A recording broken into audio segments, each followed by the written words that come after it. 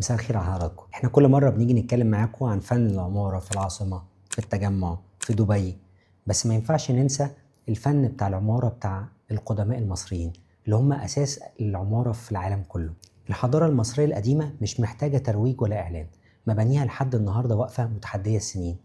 ازاي قدر الفراعنة يبنوا كل الجمال ده؟ وازاي كانت العمارة جزء من حياتهم ومعتقداتهم؟ خلونا نعرف الحكاية. العمارة عند الفراعنة ما كانتش مجرد مباني، كانت لغة بتحكي عن الدين، عن الحياة، عن بعد الموت.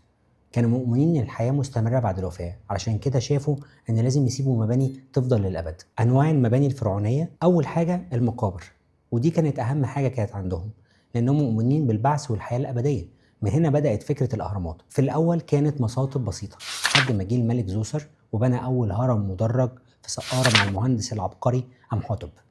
وبعدها وصلوا للقمة مع أهرامات الجيزة، خوفو وخفرع ومنقورع، مباني آخر قوة ودقة وذكاء هندسي. تاني نوع كان المعابد كانت بيوت الآلهة، تصميمها كان مهيب، ممر طويل، أعمدة ضخمة، قدامها تماثيل وأبراج عالية اسمها مسلات، زي الكرنك والأقصر وأبو سمبل اللي منحوت جوه الجبل. فن الزخرفة والرموز، كل نقش ورسم على جدران كان ليها معنى، الشمس، النيل، الطيور، الآلهة، مفيش حاجة كانت عشوائية. والألوان كمان كانت معمولة علشان تعيش، الأحمر للطاقة، الأخضر للحياة، الذهبي للشمس والإله رع. طب إزاي بنوا كل ده؟ استخدموا الحجر الجيري والجرانيت، كانوا بينقشوها وينقلوها بمجهود بشري وتنظيم عبقري. الحسابات الهندسية عندهم مبهرة.